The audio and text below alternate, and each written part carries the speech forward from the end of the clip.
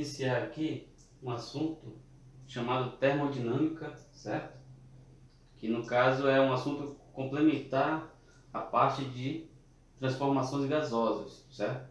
Uma vez que a gente viu várias transformações gasosas que ocorrem sem uma atividade brusca do gás, sem uma expansão, uma compressão brusca, certo? Na verdade, a gente nem considera, quando a gente interpreta algum tipo de transformação gasosa, principalmente aquelas que nós trabalhamos, né? No caso a isovolumétrica, a isobárica ou a isotérmica, a gente nem considera a questão da expansão ou da compressão propriamente dita, certo? Porque quando a gente está analisando um gás, por exemplo, a gente espera ele se estabilizar, principalmente no que diz respeito a essas transformações que nós estudamos, certo? Uma vez que ele se expande, ele vai se estabilizar e vai estabelecer uma nova pressão ou uma nova temperatura, certo? Mas entre uma transformação, né, na verdade durante a transformação, ocorre uma atividade bem brusca do gás. O gás ele pode se expandir, certo? Ou pode comprimir. Tudo bem? E considerando essa expansão brusca, a gente já não está mais na parte da termologia, a qual não consideramos qualquer tipo como é que pode dizer? A gente pode citar a própria aceleração do sistema, mas agora a gente já considera a aceleração do sistema, porque no caso o gás ele vai se expandir bruscamente, certo? Ou vai se comprimir bruscamente. Por isso que o nome se dá termodinâmica, né? Onde essa parte escrita dinâmica, ela está relacionada com algum tipo de aceleração, né, do gás, está se expandindo bruscamente, certo? Então a gente tem que considerar justamente esse processo de expansão ou de compressão do gás, no que diz respeito à termodinâmica, tudo bem? O que foi? Termodinâmica é parte da física que interpreta o mecanismo de sistemas físicos que ocorre através da brusca transformação gasosa, por expansão ou compressão do gás. Tudo bem? Então, a gente já vai analisar o comportamento do gás, certo? Durante a sua transformação, certo? E claro, considerando também essa expansão ou essa compressão de forma brusca, certo? De forma bem, como posso dizer, bem turbulenta. Acho que esse é um termo até bem interessante da gente citar, certo? Então a gente já vai começar a falar um pouco sobre o que seria o tipo de transformação que é chamado de transformação adiabática, certo?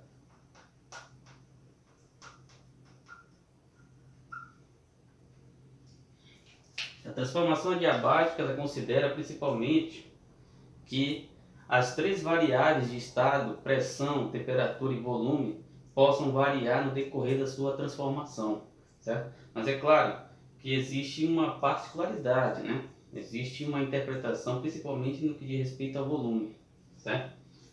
Veja, uma das relações bem interessantes que eu vou colocar aqui para vocês é justamente, né, a pressão, o produto da pressão com o volume, certo? Veja, quando há uma expansão ou uma compressão, a gente pensa sempre em variação de volume, né? Esse volume de alguma forma está variando ali, certo? Mas em muitas transformações, principalmente no que diz respeito a transformações adiabáticas, certo? A gente percebe que essa proporção ela já não é mais válida, tudo bem? A gente percebe que essa proporção ela não é mais válida. Então, existe uma ordem, né? Esse volume ele pode aumentar de acordo com um fator que é chamado de coeficiente de expansão adiabática, certo? Onde ele pode assumir diversos valores dependendo da forma de como é que esse gás pode expandir ou não, ou pode comprimir, tudo bem? Muitas das vezes esse fator de expansão aqui certo? Esse coeficiente de expansão adiabática, certo? Ele pode nos dar muitas interpretações do gás, tudo bem? A gente vai ver mais adiante quais são essas interpretações. Então, veja, esse produto, né, pressão, volume elevado a um fator adiabático, também é uma constante. De maneira que, se eu analisar duas situações, a primeira situação, por exemplo, um P1, situação P1, vai ser V1 elevado a alfa, isso aqui vai ser uma situação P2 vezes V2 elevado a alfa. Tudo bem? Aí se eu souber a pressão 2 e o volume 2, eu sei a pressão inicial e o volume inicial, ou volume inicial, né, desse tipo de expansão, certo? Então, mais ou menos é dessa forma que a gente vai trabalhar um pouquinho, né, com essa relação, envolvendo algumas transformações que pode ter acontecido ali, certo? A pressão varia, no caso, a pressão constante ou a temperatura constante, né? Tudo bem? Veja, bora definir aqui o que seria transformação adiabática. Trata-se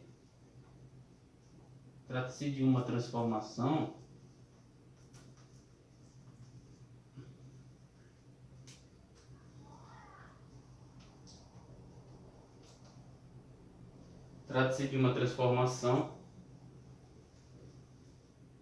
que considera a variação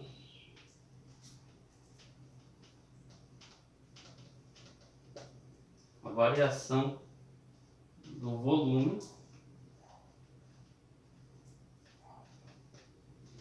da temperatura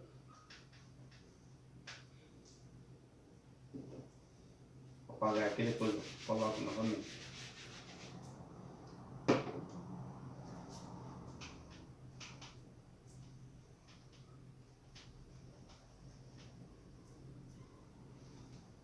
e da pressão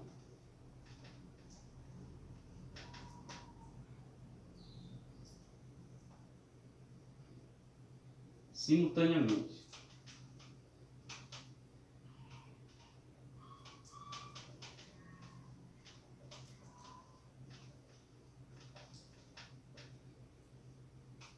Então, novamente, o que nós aprendemos? Nós aprendemos algumas transformações que a gente considerava sempre constante, o volume, ou a temperatura, ou a pressão.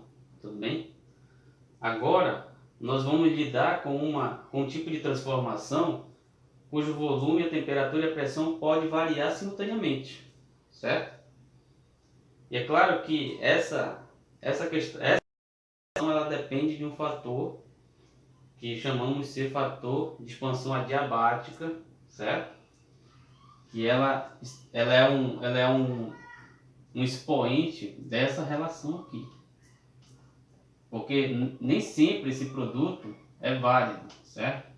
E esse produto aqui é igual a uma constante. Nem sempre ele é válido por conta desse fator de expansão adiabática. Tudo bem? Então, essa relação dá conta de descrever transformações adiabáticas, certo? Como, por exemplo, quando eu aperto lá no desodorante, aí sai aquele gás bruscamente com muita rapidez, percebe que há uma queda na sua temperatura, certo? Que de fato há uma queda na sua temperatura à medida que diminui a pressão, tudo bem? Então, nesse tipo de sistema a gente considera que houve uma transformação adiabática, porque foi muito brusca a transformação, certo? A saída do gás foi muito... Então há uma queda de temperatura na saída do gás devido à redução da pressão, certo? Então, em algumas situações a gente pode aplicar, em outras a gente já não consegue aplicar essa relação aqui no que diz respeito às transformações adiabáticas, onde a gente considera sempre a variação do volume, da temperatura e da pressão, certo? Ao mesmo tempo. Tudo bem? E claro que considerando o gás ideal, é sempre bem-vindo aqui a equação de Clapeyron, certo? Tudo bem?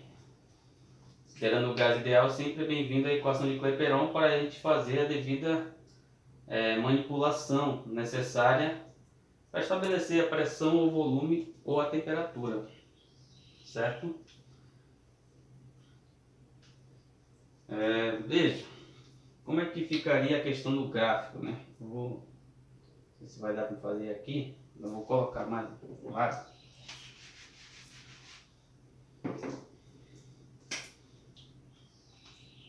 V igual uma constante.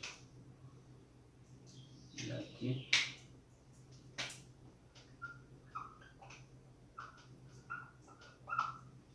T. Aqui fica a questão do gráfico da transformação de adiabáticos, certo? Principalmente no que diz respeito à temperatura. Então vamos isolar o P, o V aqui como é que fica? Quando a gente isola o V, nós temos o que? nRT sobre P, certo? Quando a gente joga aqui nessa relação, como é que fica? Vou botar de azul aqui, ó. Fica P, o V vai ser tudo isso aqui, ó. nRT sobre P, só que elevado a alfa, igual a constante. Então aqui vai ficar, posso distribuir alfa tanto para a temperatura quanto para a pressão de baixo, com o valor numérico aqui, igual a 1. A pressão vai ser o que? Vai ser 1 menos alfa vezes a temperatura elevada a alfa, igual a uma constante K. Tudo bem? Que no caso M e R são constantes, pode passar dividindo, aí tudo fica constante para o outro lado, certo?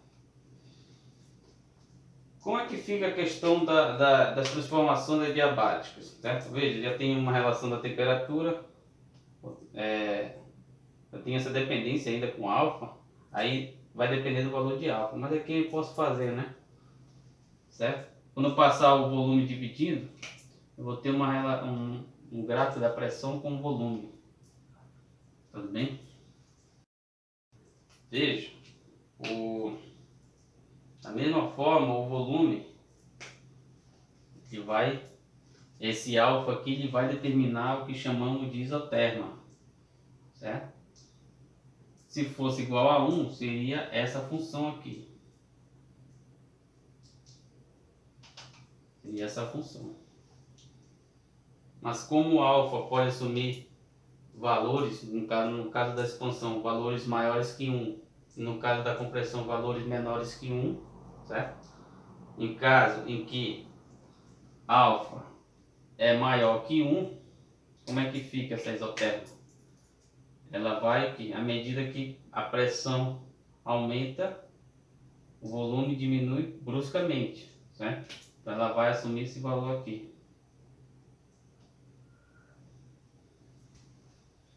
Certo? Isso aqui para quê? Para alfa maior que 1. Tudo bem? E se alfa for menor que 1, né? Quanto maior o volume, menor é a pressão.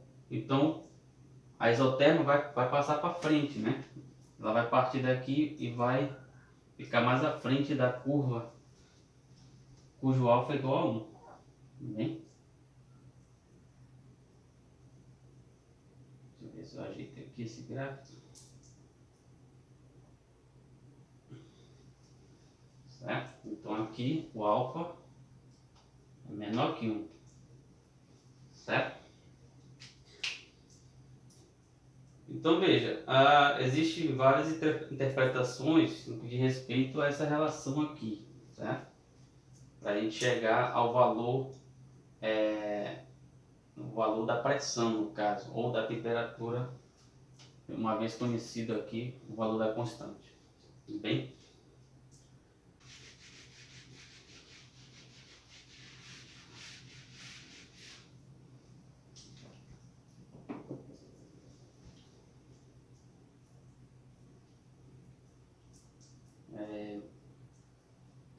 Bom, pessoal, uma das coisas que nós temos que falar no que diz respeito às transformações adiabáticas é que ela acontece sem adição de calor, certo? Então, uma das condições para acontecer essa transformação é justamente dizer que o calor que foi adicionado ao gás ou retirado do gás é igual a zero, tudo bem? Igual a zero.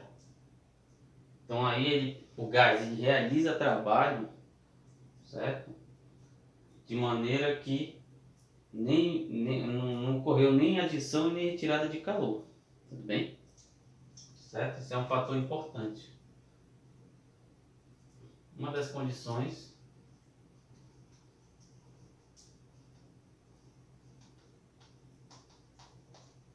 para ocorrer uma transformação adiabática, vou tirar aqui,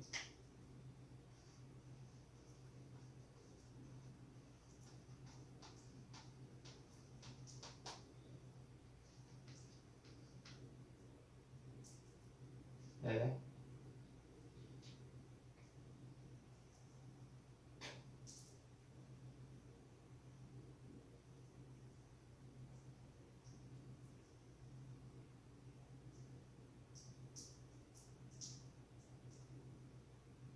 as condições para estabelecer a transformação adiabática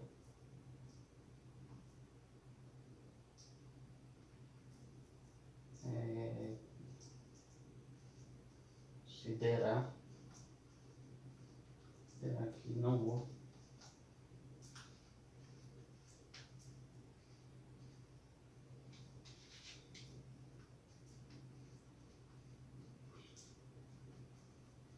troca de calor ou troca de calor, certo? Ou seja, quantidade de calor é igual a zero, bem?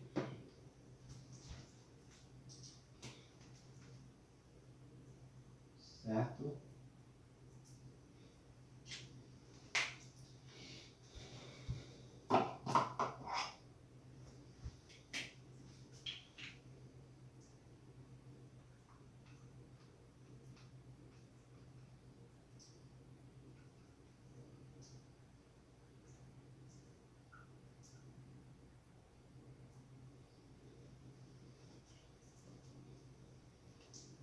O que seria a primeira lei da termodinâmica? Certo? A primeira lei da termodinâmica considera que, claro, considera o princípio da conservação da energia, né? Mas em algumas situações, né, a gente tem que definir uma energia específica para o gás, certo? Como por exemplo, a energia interna. Então todo e qualquer gás em situações, né, normais, em repouso ou em expansão ou compressão, certo? Ele possui uma energia interna, certo? E isso é definido por quê? Porque de fato toda e qualquer quantidade de calor adicionado ao gás, nem toda essa quantidade se converte em trabalho, tudo bem? Então por isso que existe uma parcela de energia ali, a qual definimos por energia interna. Então todo e qualquer gás possui o que chamamos de energia interna, tudo bem? Vamos já verificar isso aqui. Então veja, a primeira lei da termodinâmica é estabelecida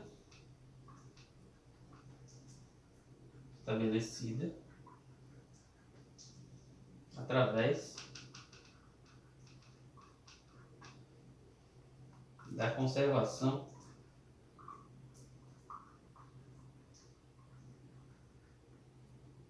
de energia, conservação da energia.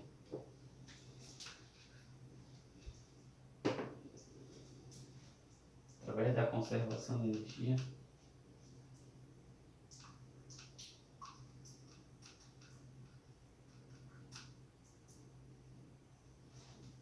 Total.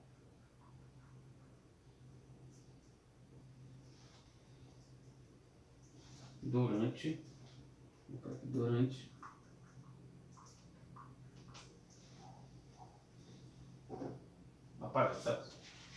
durante a expansão ou compressão do gás.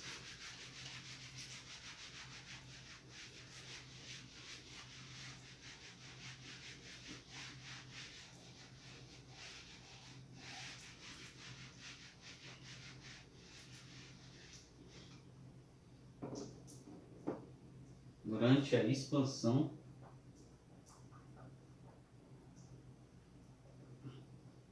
ou compressão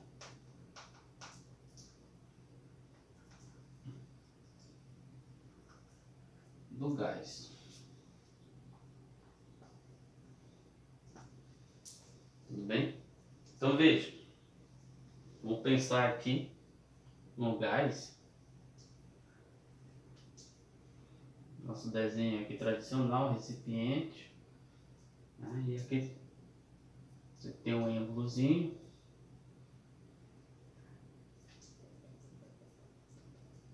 certo? E aqui você tem o gás. Vou colocar aqui de vermelho,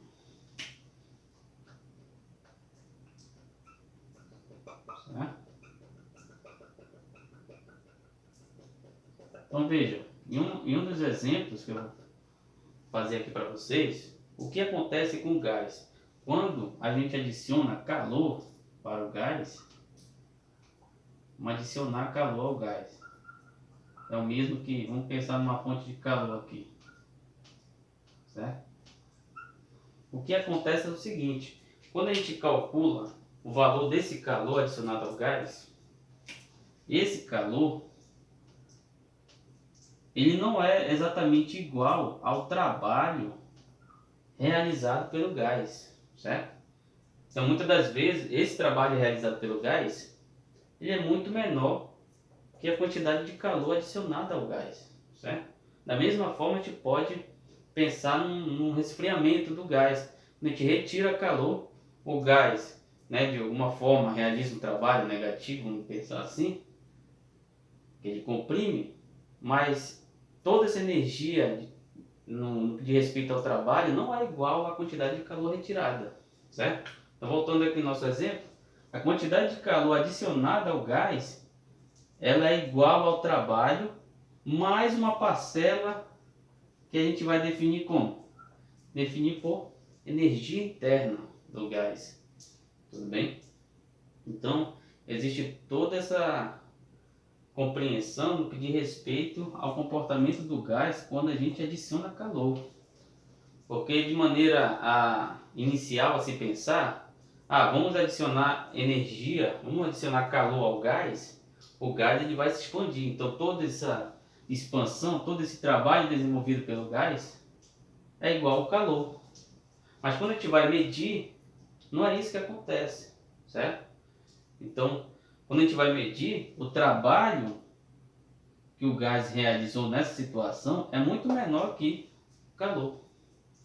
Então aí se definiu o que chamamos de energia interna do gás. Então toda e qualquer situação de resfriamento ou de aquecimento do gás, certo? Você tem que considerar a energia interna. Até mesmo também quando o gás está parado de alguma forma, você tem que considerar a energia interna. Ou seja, a energia interna é algo específico do gás. Todo e qualquer gás possui a sua energia interna, tudo bem? E essa expressão, pessoal, é conhecida como primeira lei da termodinâmica, tudo bem? Onde o que? É a quantidade de calor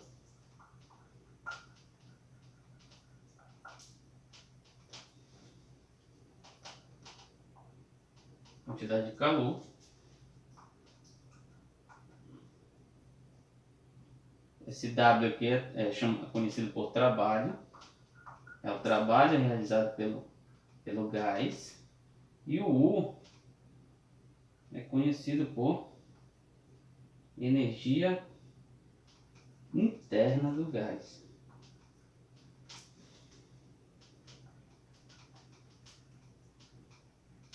Energia interna do gás. Tudo bem? Certo? Alguma dúvida, pessoal, no que diz respeito a primeira lei da termodinâmica?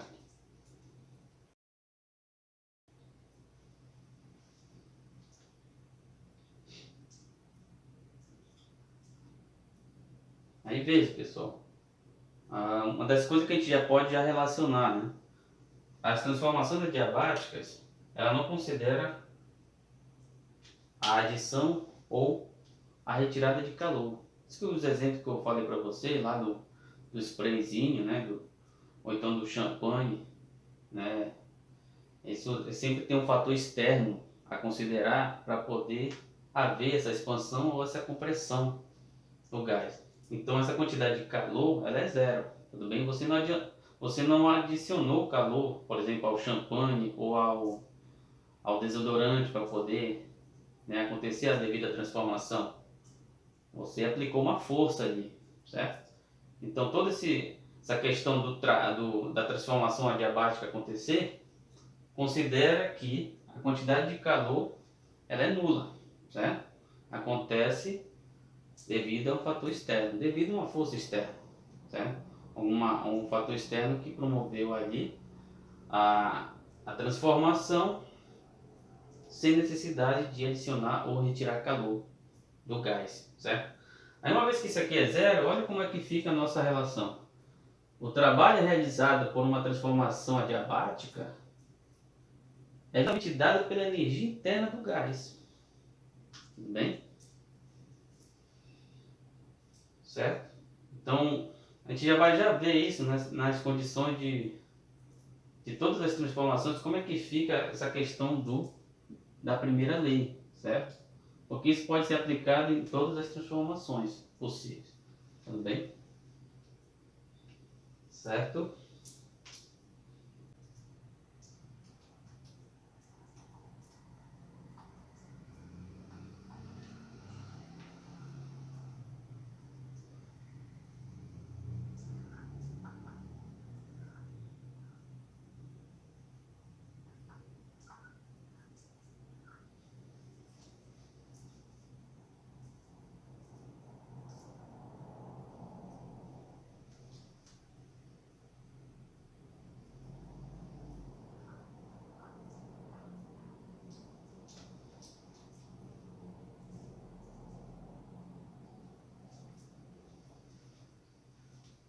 Então veja, pessoal,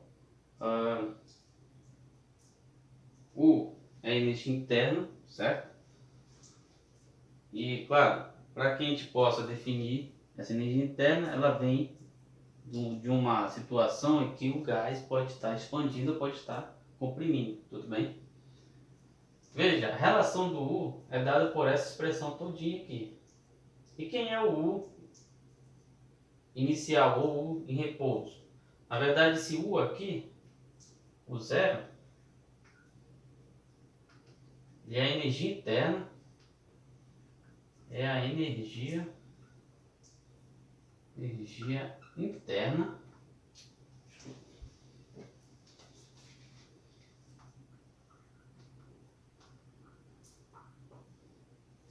de repouso, tudo bem? De repouso, certo?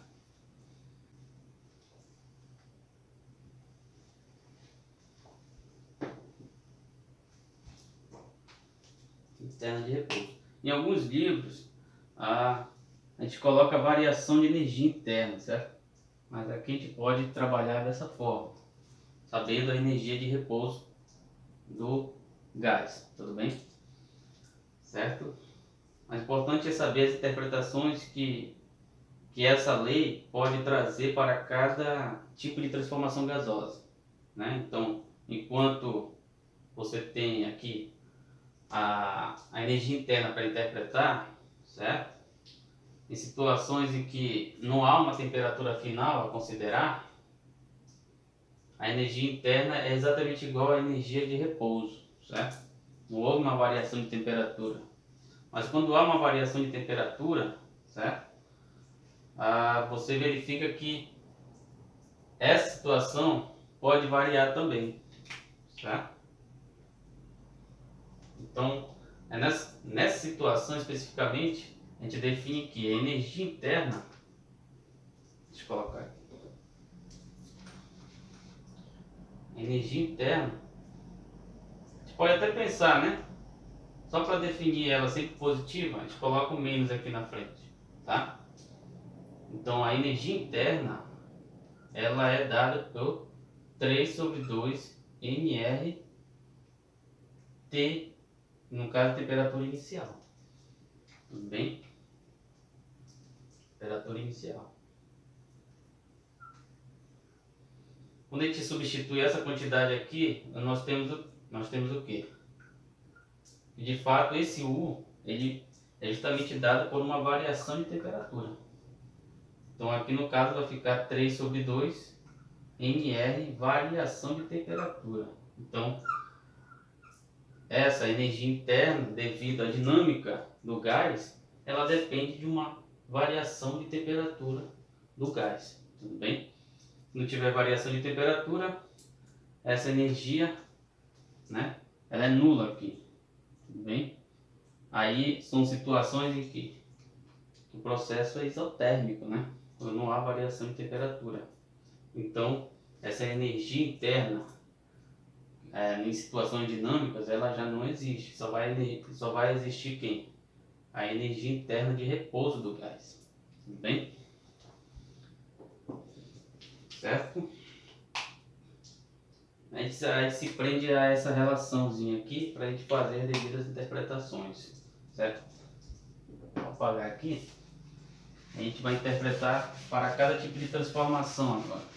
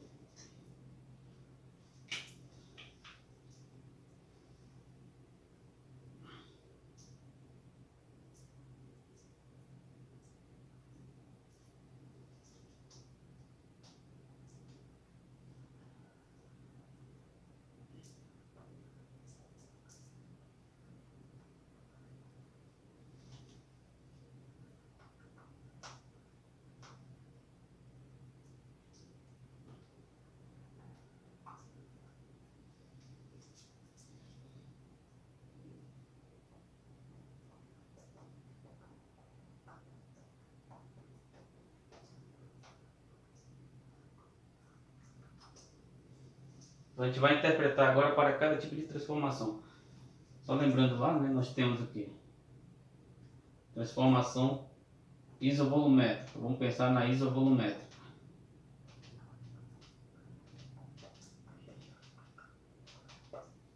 Onde o volume é constante nesse caso, né? Veja, se o volume é constante, nós temos o quê? Temos que variação de volume é igual a zero. Se o volume é constante, não tem variação de volume, certo? Se não tem variação de volume, nós temos o quê? O trabalho é igual a zero. Então, não tem trabalho. Então, nós temos o quê? Nós temos, para esse caso aqui, quantidade de calor igual o trabalho mais a energia interna, certo? Já que isso aqui é zero, nós temos que a quantidade de calor adicionada ou retirada do gás é exatamente igual à energia interna do gás, certo? Tudo bem? E a energia interna é 3 sobre 2 nRT.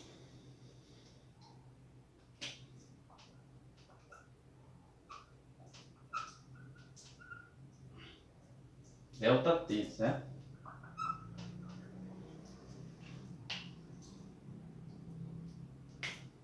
Então veja,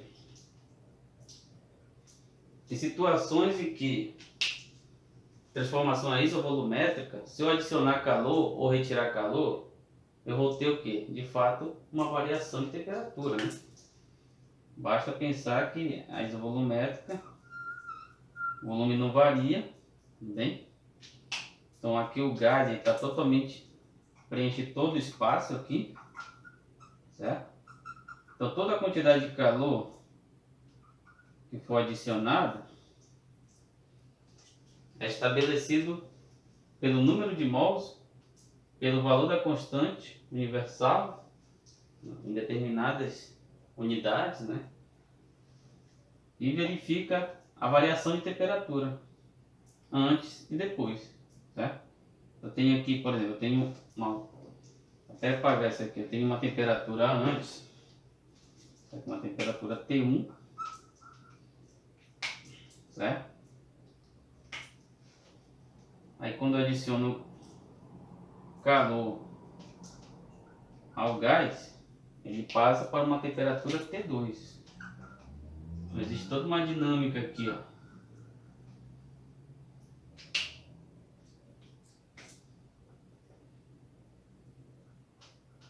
Então basta saber a temperatura T2 é a temperatura T1, certo? No caso T2 é a final, T1 é a inicial. Calcula essa variação, calcula o número de mols e a constante, você tem o valor dessa quantidade de calor adicionada ao gás. Tudo bem? Certo? Agora vamos para a isotérmica. Vou apagar aqui, tá?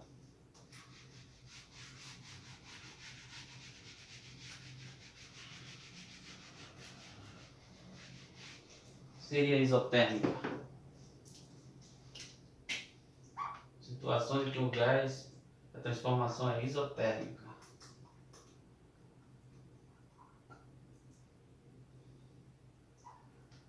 O que nós temos? Temos que a variação da temperatura é igual a zero, né?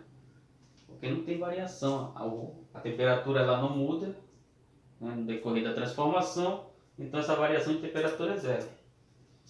Então o que eu tenho? Logo, quem é zero aqui? A energia interna. Tudo bem? E assim a gente vai interpretando as relações. E o que acontece, né, com gás. Veja, interna é zero. Então, a gente aplica a primeira lei da termodinâmica, trabalho mais energia interna. O U é zero, então a quantidade de calor adicionada é exatamente igual ao trabalho. É nessas condições que a quantidade de calor é exatamente igual ao trabalho, né? Onde não há variação de temperatura, certo? Não há variação de temperatura. Lembrando que o trabalho é o que? É pressão, só que nas condições de processos isotérmicos. Vamos deixar só o trabalho por enquanto, tá? Vai fazer uma interpretação mais geral depois. Certo? Como é que pode ser isso aqui? Processos isotérmicos,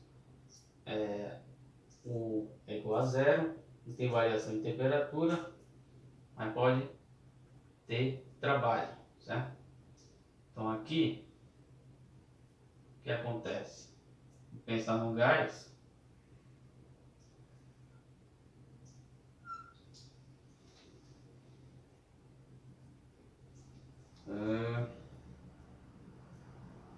Você pode aplicar, por exemplo, uma força no gás para haver uma compressão,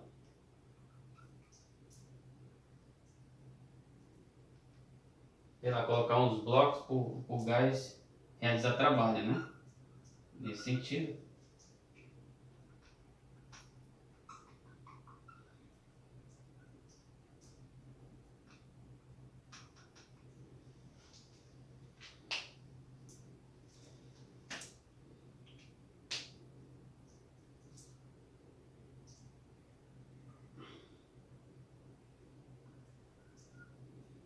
Aqui eu vou ter uma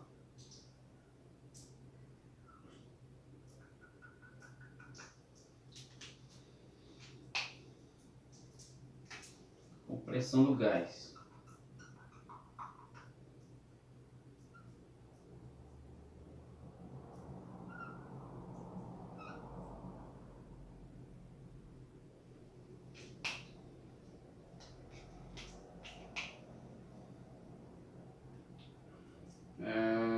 Veja, na condição do trabalho realizado pelo gás, essa quantidade de calor, né, que de alguma forma ela foi retirada do gás, ela vai ser retirada ou adicionada ao gás, ela pode ser interpretada exatamente pelo trabalho realizado por um processo como esse aqui. Tudo bem? Então você calcula, estima a quantidade de calor necessária para ocorrer, por exemplo, uma expansão dessa, certo? Sem haver mudança de temperatura, também. Vamos pensar aqui num resfriamento, por exemplo. Tá um banho térmico ali muito frio, certo? Com temperatura constante, eu posso pensar em processos como esse aqui, certo? Tudo bem? Então, se eu tenho a necessidade de calcular, por exemplo, a quantidade de calor que foi retirada do gás, certo? Basta eu pensar em calcular esse trabalho realizado pelo gás nessas condições, certo? Onde não houve variação de temperatura. É uma situação em que todo esse sistema aqui, ó, todo esse sistema ele pode estar isolado a um banho térmico, por exemplo, vou colocar aqui menos 5 graus Celsius, por exemplo. Pronto, tudo a uma baixa temperatura, né? Uma situação em que o gás perdeu calor. Se o gás perdeu o calor, certamente ele realizou um trabalho negativo, por isso que diminuiu de volume, tudo bem? É uma situação que o gás perde calor, certo? Tudo bem?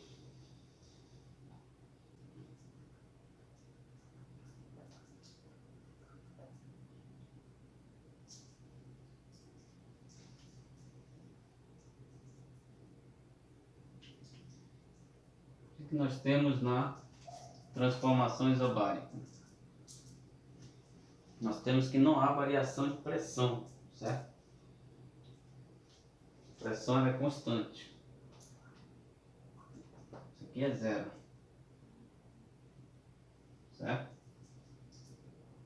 Então é uma das situações em que se utiliza todas as variações. Tá, nas situações isobáricas é esse, né? É necessário, por exemplo, calcular o trabalho realizado pelo gás, a energia interna do gás, para saber se houve perda ou ganho de calor. Tudo bem? Então essa interpretação no que diz respeito às transformações isobáricas, certo? Mas aqui em caso particular, o trabalho realizado por uma transformação isobárica é a pressão vezes a variação de volume, certo? Então, quando você adiciona calor, por exemplo, vou adicionar calor,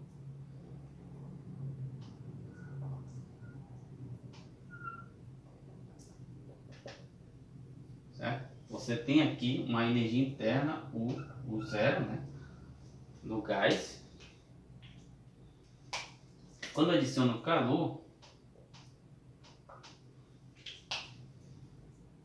certo? Esse gás ele vai o quê? Ele vai expandir. Vai acontecer isso aqui.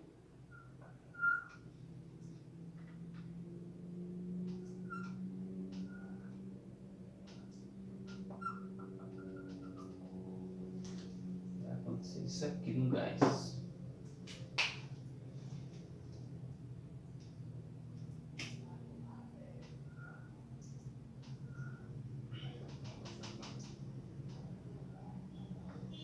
Vai aumentar, né? O gás vai subir, vai ficar nessa posição. Aí eu vou ter uma nova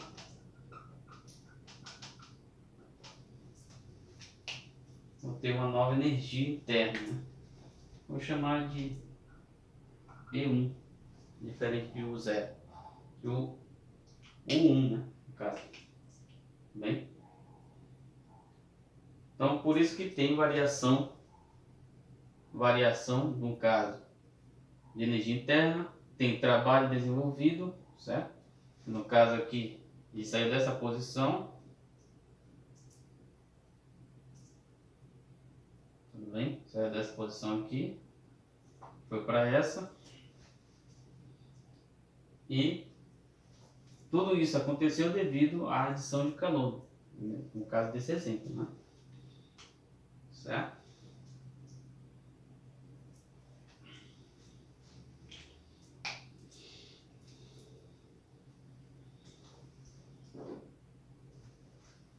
Tudo bem? Agora vamos para a transformação adiabática. A adiabática é um tanto quanto interessante, né?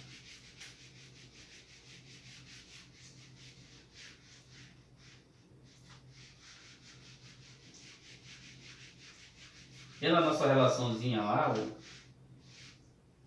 PV elevado a alfa, que é uma constante, não dá para te perceber que de fato em uma expansão brusca, né, você tem uma queda de temperatura, mas aqui nessa situação aqui da primeira lei da termodinâmica, a gente vai verificar isso, né?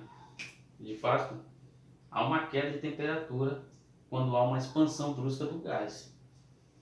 No caso das transformações adiabáticas,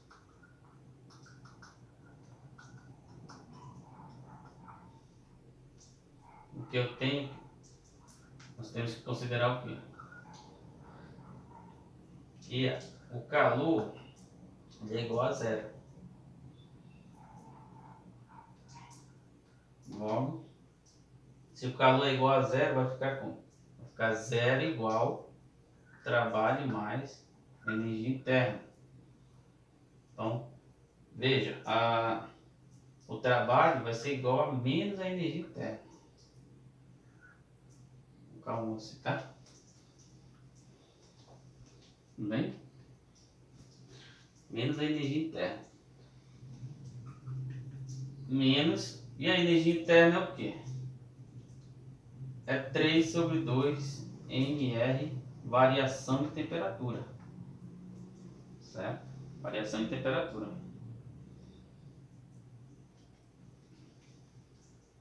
Então o que acontece aqui? Esse menos significa o quê? Que se eu for pensar aqui na questão do trabalho,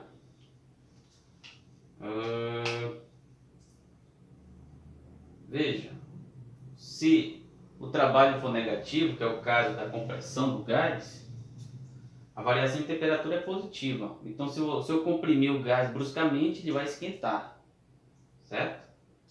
Mas o contrário também é passivo de interpretação. Se o gás expandir bruscamente, certo? Esse trabalho é positivo. Se o gás expandir bruscamente, o trabalho é positivo. Aí a variação de temperatura é negativa. E quando a variação de temperatura é negativa, a temperatura final é menor que a temperatura inicial. Certo? Então é por isso que há um resfriamento quando há uma expansão brusca do gás. Tudo bem? Então, vamos pensar aqui, só para a gente compreender melhor, que é um tanto quanto interessante, né? Se o trabalho ele é positivo, vamos pensar. Se o trabalho é positivo, certo? Variação de temperatura vai ser o quê? Negativo, tudo bem? Ou seja, variação de temperatura é o quê? Temperatura final menos temperatura inicial. Isso aqui é menor que zero. Vou jogar para o outro lado, então a temperatura final vai ser menor que a temperatura inicial. Olha só, então aqui é o caso que acontece o quê? Uma expansão, certo? Trabalho é positivo, a variação de temperatura é negativa. Variação de temperatura, temperatura final menos a inicial. Jogar para o outro lado, troca o sinal, então a temperatura final ela é menor que a inicial, certo? Então por isso quando eu estouro o champanhe ou uso um desodorante, por exemplo, então eu tenho uma expansão do gás muito brusca. Então a gente tem a sensação de que de fato a temperatura ela do gás, certo? De fato diminui, né? Porque a temperatura final desse processo ela é menor que a temperatura inicial, certo? Do contrário, acontece a mesma coisa. Quando a gente comprime o gás muito bruscamente, o gás ele aquece, certo? Então, no caso aqui, ó, quando o trabalho, né, quando ele comprime, ele é negativo, o que acontece com a variação de temperatura? Variação de temperatura, se aqui é negativo, com esse menos fica positivo, né? Então aqui vai ficar positivo. Variação de temperatura é o quê? Temperatura final menos temperatura inicial, maior que zero. Então a temperatura final ela é maior que a temperatura inicial. Então é o caso do aquecimento, né? Quando a gente comprime bruscamente o gás, certo? Que nós temos o quê? Um aumento na temperatura. Então a temperatura inicial do gás ela torna-se menor que a temperatura final. Tudo bem? Legal, né, pessoal? Então, é o caso em que há uma compressão do gás. Pressão do gás. Certo?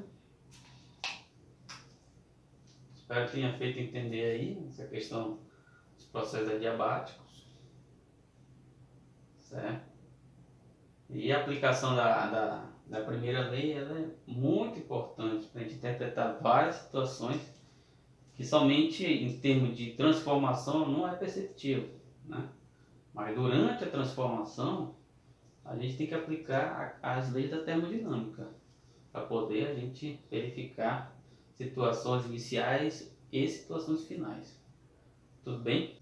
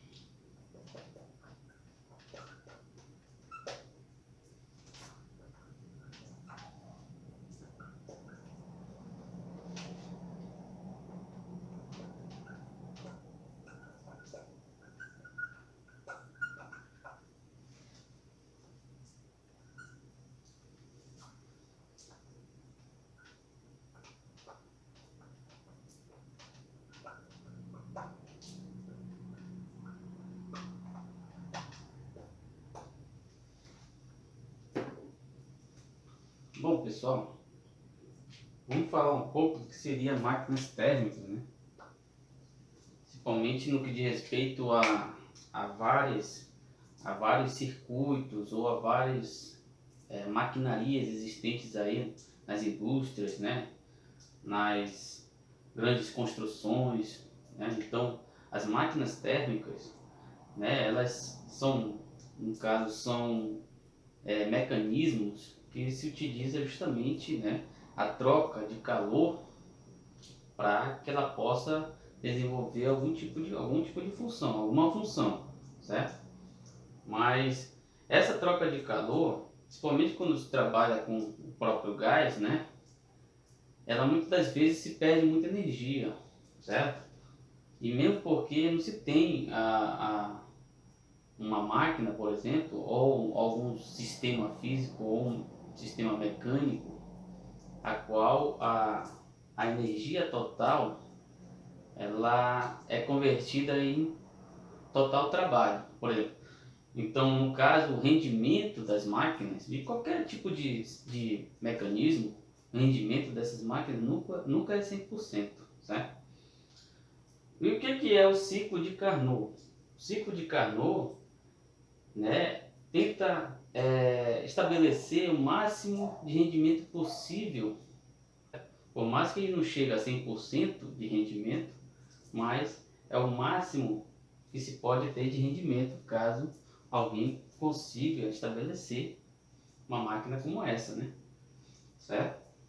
Então veja, vamos apresentar aqui o ciclo de Carnot para vocês. Vamos pensar aqui a situação em que tenho a variável pressão e volume, tudo bem? Nas situações em que esse rendimento é o máximo possível a se obter, por exemplo, quando a gente vou traçar duas isotermas aqui,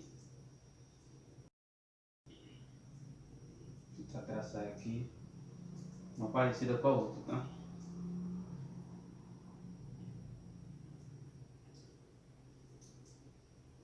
Tem duas isotermas, certo? Se eu pegar, por exemplo, uma situação daqui para cá, eu tenho o que, pessoal? Todo e qualquer tipo de transformação que está sobre a isoterma, certo?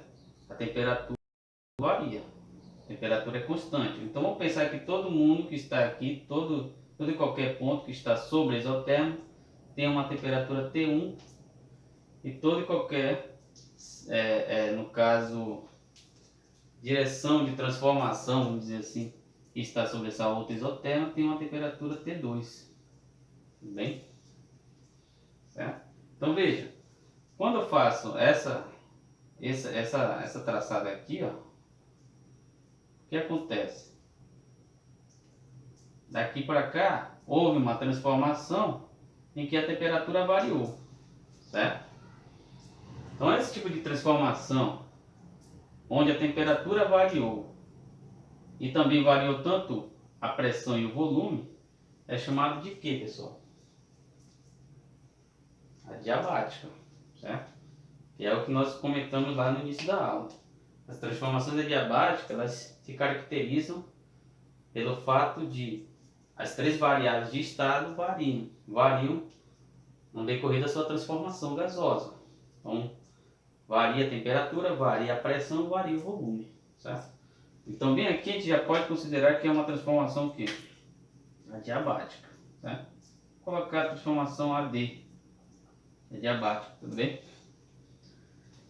Tem esse sentido aqui, vamos pensar que tem esse sentido aqui. Agora eu vou traçar na mesma aqui na mesma isoterma. Vou pensar aqui. Vamos pensar que também eu vou traçar aqui nessa outra isoterma o ponto. Então a transformação ela saiu daqui e foi aí para outro ponto, né? Então nesse caso aqui é o que? nós temos uma transformação isotérmica, certo? Porque está na mesma, a transformação está na mesma isoterma aqui. Então aqui eu tenho uma transformação isoterma.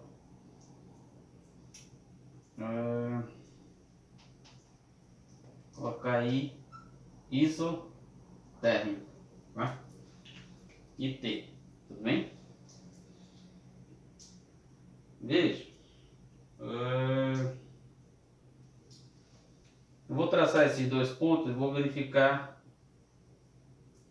quais são os valores aqui. Ó. Eu vou traçar aqui esse ponto, vou chamar de V1, e aqui eu vou chamar de V2, certo?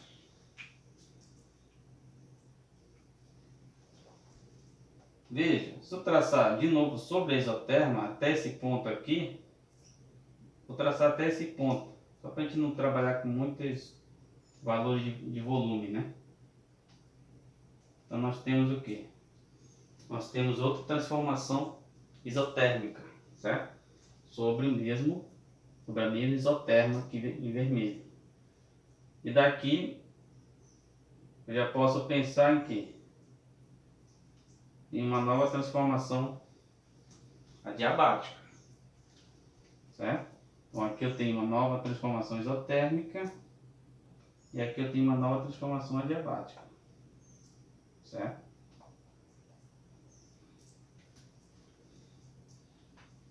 Então veja, aqui já é caracterizado o que conhecemos por ciclo de Carnot, certo?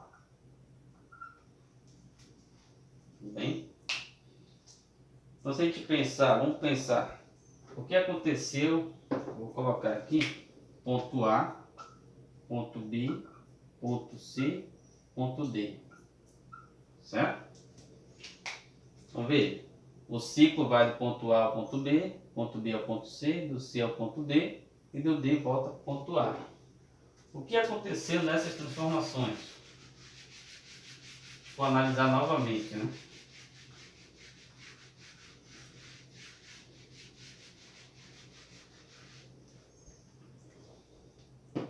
Do ponto A ao ponto B, certo? Eu não tive variação de temperatura. Tudo bem? Então o que aconteceu com o calor, como a gente já sabe, né?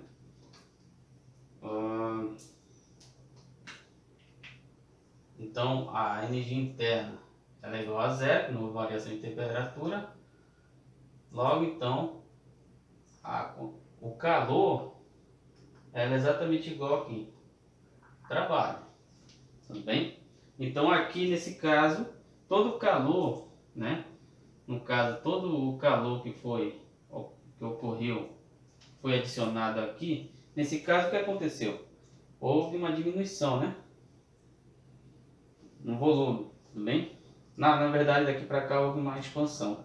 Então você adicionou um calor. Esse calor é positivo, certo?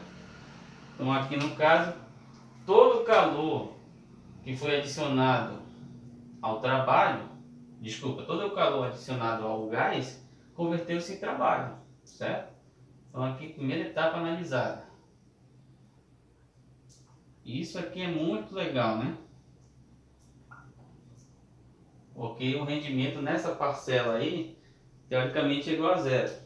Mas todo o rendimento é estabelecido quando fecha um ciclo, tudo bem? Tem que fechar o ciclo para aquilo se desenvolver, né, a todo momento. Daqui para cá, o que aconteceu? Ocorreu uma transformação adiabática. Então, na primeira etapa, aqui é a primeira etapa, né? Vamos colocar aqui em cima. Ó, a primeira etapa. Então eu tenho essa situação aqui. Na segunda etapa, eu tenho o quê? Eu tenho que a quantidade de calor aí é igual a zero. Tudo bem?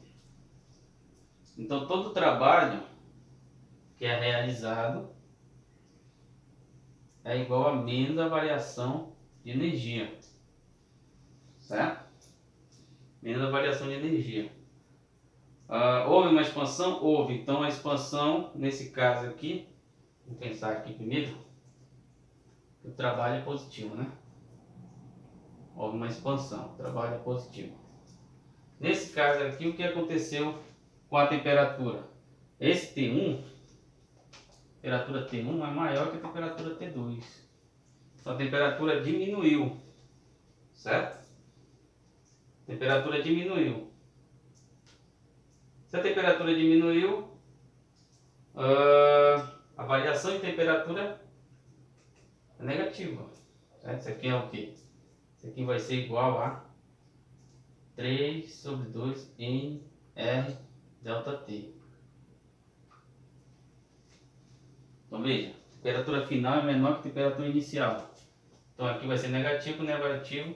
Então eu tenho que o trabalho nesse caso também é positivo. Certo? Então, durante a expansão eu tenho aqui um trabalho positivo. Bem? E nesse caso aqui eu não preciso nem de troca de calor para acontecer a devida transformação, certo? Quando eu volto na temperatura, o que acontece? Na mesma temperatura eu tenho a terceira etapa. A terceira etapa é o que? É uma relação semelhante a essa, mas é uma situação em que a troca de calor, o calor ele é perdido, né? O calor ele é perdido na tentativa de comprimir o gás, certo? Então aqui no caso, o calor é perdido, o trabalho vai ser negativo. É uma coisa inversa da primeira etapa, né? E na quarta etapa, eu tenho o quê?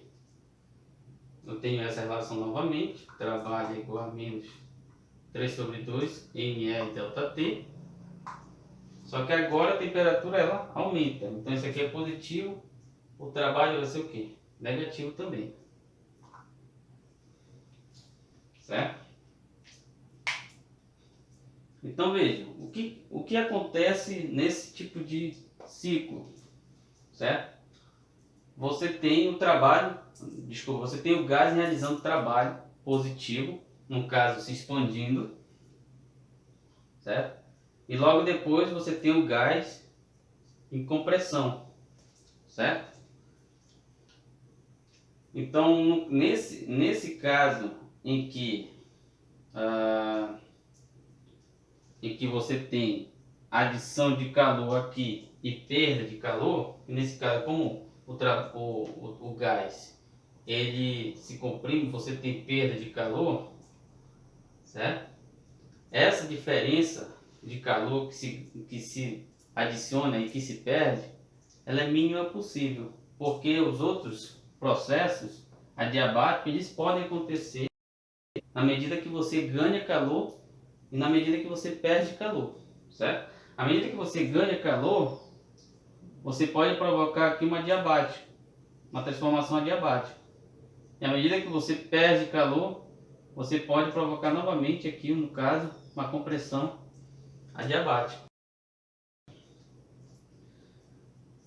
Então é nesse sentido que é considerado que o ciclo de Carnot, quando você estabelece o ciclo de Carnot sobre uma máquina térmica, por exemplo, um conjunto de pistões ali, no carro, na moto, por exemplo, se você conseguir estabelecer que todo aquele mecanismo seja semelhante ao ciclo de Carnot, você vai ter um rendimento máximo aí para essa máquina térmica, tudo bem?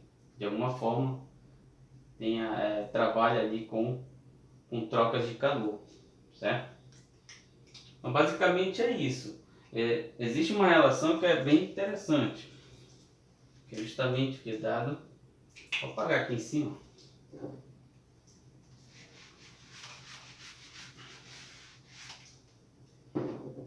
O rendimento das máquinas térmicas é justamente dado pelo trabalho realizado sobre o calor total, certo?